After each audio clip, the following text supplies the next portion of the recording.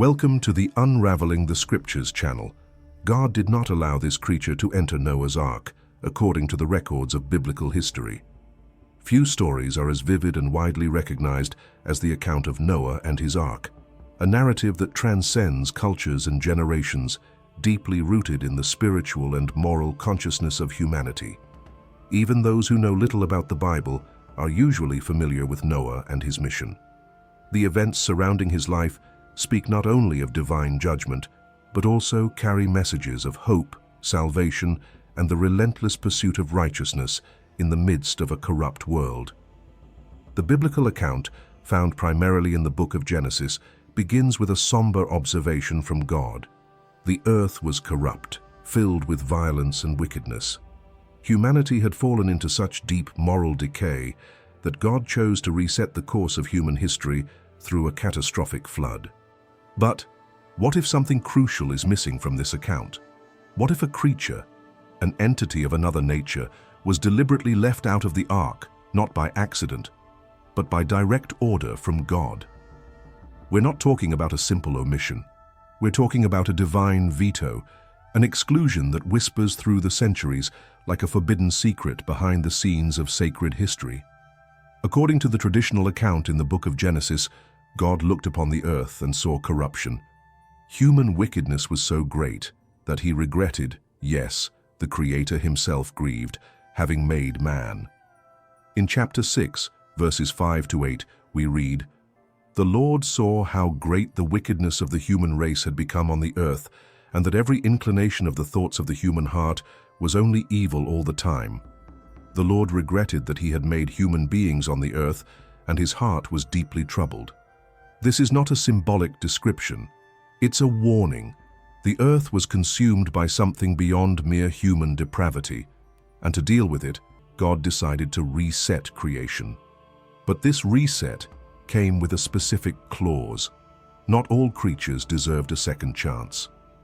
Among the animals, reptiles, and birds that were called in pairs into the ark, there was one that was rejected, one that, according to ancient extra-biblical accounts, apocryphal writings, and forgotten records, carried something that not even the floodwaters could cleanse.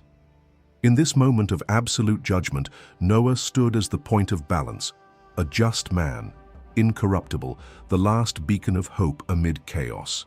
He walked with God, and it was to him that the Creator entrusted the task of building the ark, not just as a refuge, but as a cosmic filter, a preservation capsule that would carry into the new world only what could still be redeemed. The instructions God gave to Noah were precise and unambiguous. He was to build an ark, a massive structure of cypress wood, completely coated with pitch inside and out. The dimensions were specified exactly: 300 cubits long, 50 wide, and 30 high. The design included internal compartments and a sturdy roof able to withstand the coming deluge. Beyond being the builder of the vessel, Noah received a vital mission: to ensure the preservation of life. He was to shelter his family and pairs of all living creatures, male and female, to guarantee the continuation of the species after the destruction caused by the waters. In full obedience to divine orders, Noah gathered his own and led the animals into the ark. As the skies began to darken and the first drops of rain foreshadowed the storm, the great ship, now filled with life and sound, rose above the waters that would swallow the earth. Inside it, all the species of land and sky were represented, saved from the coming cataclysm. However, this narrative of obedience and salvation holds an enigmatic detail, often ignored and shrouded in mystery. As the rain fell endlessly and humanity's fate depended on the ark's buoyancy, one creature was left behind, absent among the saved. A being of notable stature and significance had no place in that sacred refuge. This forgotten figure, mentioned cryptically in the scriptures, is known as the Nephilim. Despite the sweeping divine command to preserve life, these beings were left to face the flood unprotected. Surrounded by myths, and mentioned only briefly in the holy texts, the Nephilim continue to intrigue scholars and theologians who strive to understand their true origin and nature. The primary biblical reference to the Nephilim is found in Genesis chapter 6, verses 1 to 4, a passage that precedes the events of the flood.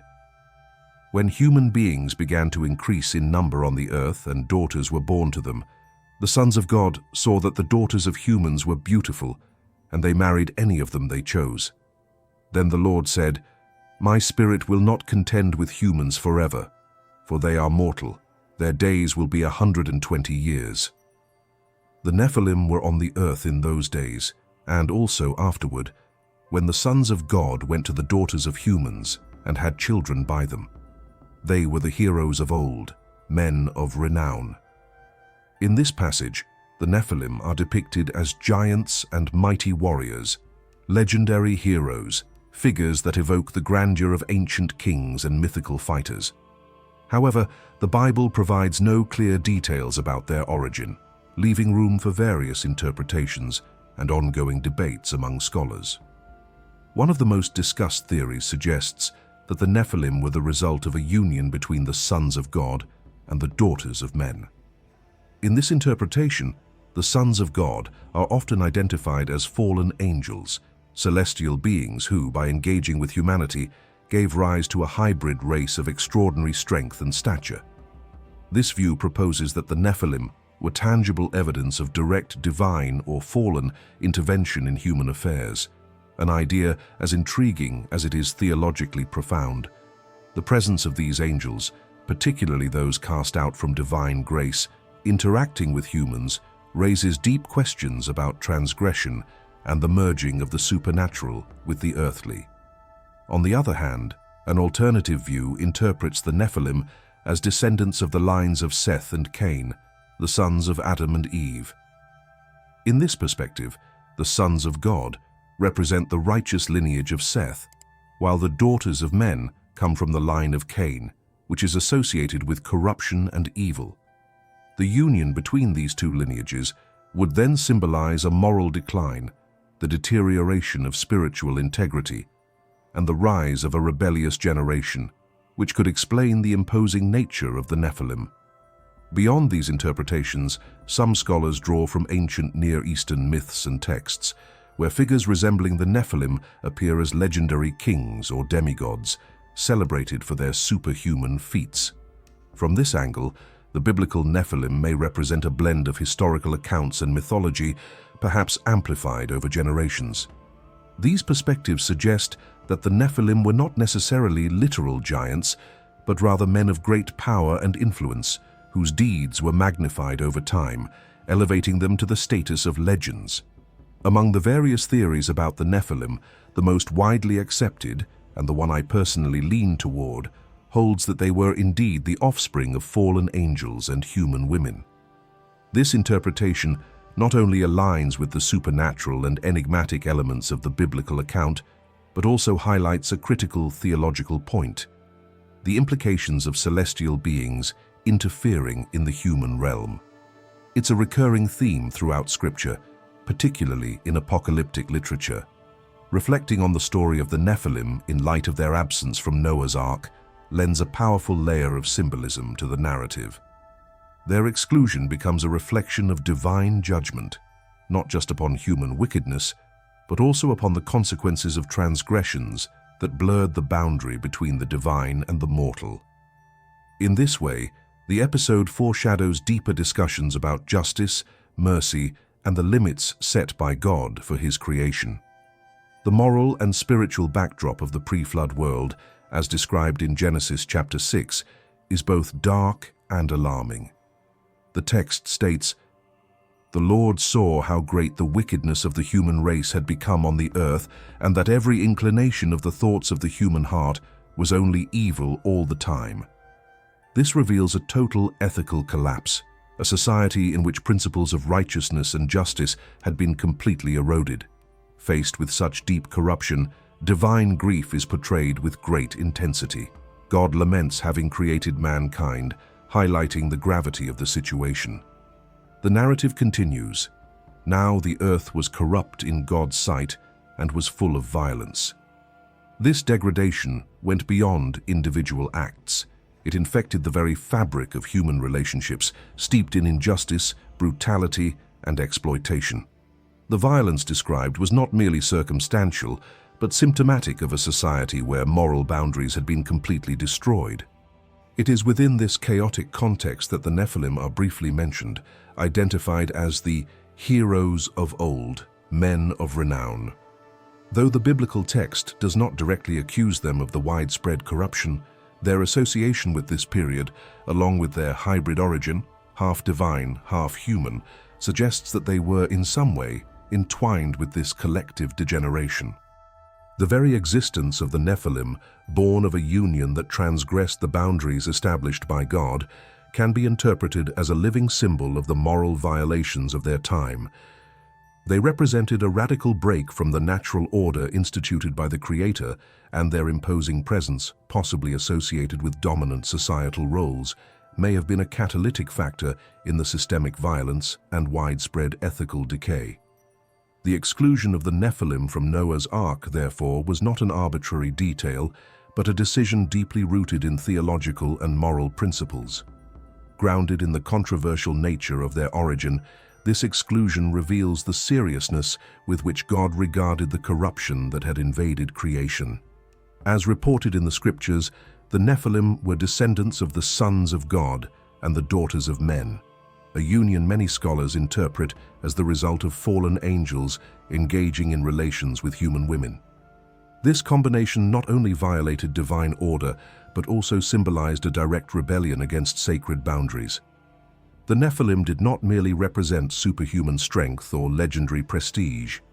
They were living embodiments of disobedience and spiritual degradation.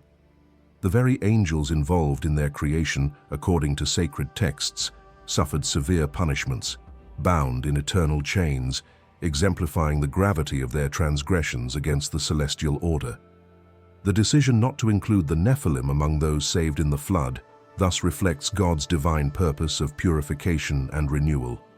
By sending the flood, God did not intend merely to punish humanity, but to restore creation to its original principles of justice and morality. The exclusion of these hybrid beings symbolized the desire to eliminate all distortions caused by the fusion of the divine with the human. In this context, the Nephilim became not only victims of divine judgment, but also representations of what needed to be left behind for a new order, founded on divine statutes, to emerge. Their fate is intertwined with the narrative of the flood as a sobering reminder that rebellion against God's established boundaries carries irrevocable consequences. Thus, the renewal brought by the flood aimed not only at destruction, but at the profound restoration of moral and spiritual order. As we reflect on the story of Noah and the figure of the Nephilim, we are confronted with timeless lessons that resonate deeply with today's moral and spiritual dilemmas. Just as in those days, we live in an era marked by a troubling fascination with sin. The biblical portrayal of a world consumed by violence and moral rebellion finds a disturbing parallel in our present reality, where sin not only proliferates, but is often glorified and celebrated. This mirroring of past and present serves as a stark warning about the persistence of human fallibility and the recurring pattern of moral decay that spans the ages. Millennia after the days of Noah, Jesus himself referred to that time to warn of the need for vigilance and the imminence of divine intervention. The time of Noah ceased to be merely a historical record and became a mirror of human nature and God's righteous action. Today, as then, we witness a world where the powerful often believe they control humanity's destiny. Wealth and influence create an illusion of control, a perception that may well reflect the spirit of the ancient Nephilim, whose stature and renown likely gave them a false sense of invulnerability. However, the biblical narrative teaches us that no power, no matter how great, stands above divine sovereignty. The flood, in this sense, was a clear manifestation of God's supreme authority over all creation. Even the most imposing beings, like the Nephilim, were not beyond the reach of his judgment. That lesson remains ever relevant. In a world where structures of power seem unshakable, it is God who ultimately holds absolute control.